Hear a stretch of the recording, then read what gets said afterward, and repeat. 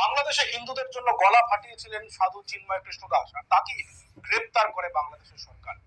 কিন্তু এইবার এই বিষয়টি শুধুমাত্র বাংলাদেশের মধ্যে নেই, এই বিষয়টি বাংলাদেশ ছাড়িয়ে ভারতে এসেছে, অর্থাৎ মোদির ভারত এইবার কিন্তু সরাসরি সতর্ক করেছে বাংলাদেশ। তারা যে গভীরভাবে বিষয়টার দিকে নজর রাখছে সেটা কিন্তু আর বলার অপেক্ষা রাখে না, কারণ দিকে দিকে যখন এরকম গ্রেপ্তারের পর হিন্দুদের উপর অত্যাচার বাড়লো, সংখ্যালঘুদের উপর অত্যাচার বাড়লো, সেইখানে তারপর কিন্তু ভারত সরকার চুপ করে বসে থাকতে পারে না। আর সেই বার্তাই দিয়েছে ভারত।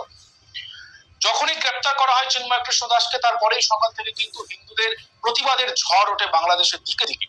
এবার সরাসরি হস্তক্ষেপ করতে শুরু করে দিল ভারত সরকার।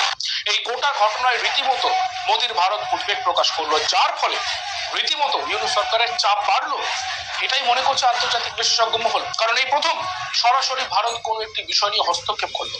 কারণ হিন্দুদের উপরে যে আক্রমণ হচ্ছে তা নাকি আরো বেড়ে গিয়েছে, তাই এবার সরাসরি হস্তক্ষেপ করলো মোদির ভারত। বিদেশ মন্ত্রকের তরফে রীতিমতো কড়া ভাষায় আক্রমণ করা হয়েছে এবং গোটা ঘটনায় যে তাদের নজর রয়েছে তারও একবার প্রকাশ করলো ভারত।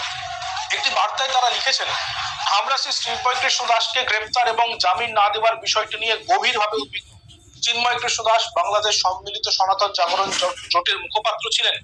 এই ঘটনাকে কেন্দ্র করে বাংলাদেশের অনেক হিন্দুদের উপরে আক্রমণের ঘটনার খবর পাওয়া গিয়েছে।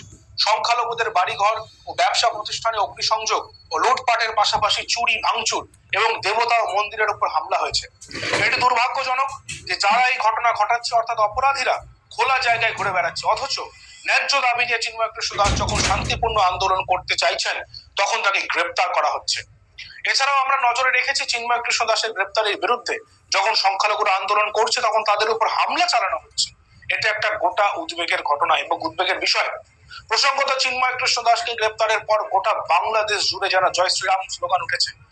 দেখা যায় তাকে যখন নিয়ে যাওয়া হচ্ছে তখন চারিদিকে শুধুই জয় শ্রীরাম ধ্বনি। আমরা একবার দেখবো ভিডিওটি।